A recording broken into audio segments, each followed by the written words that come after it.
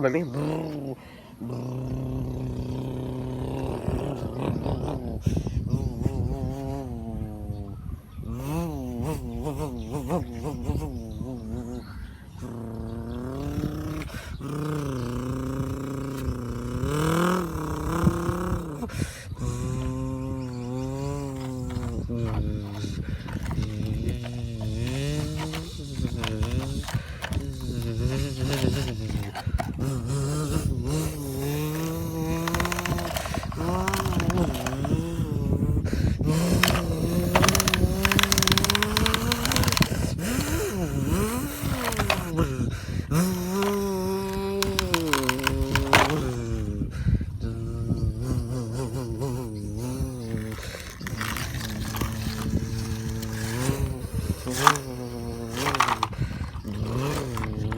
wow,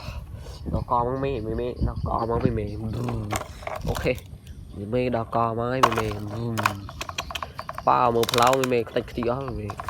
đã nữa cái đập vào hô cho nó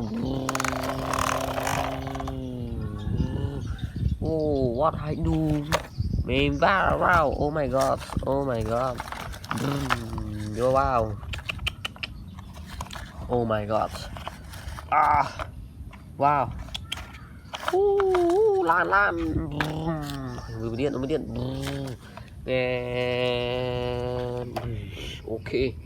mê em frame mê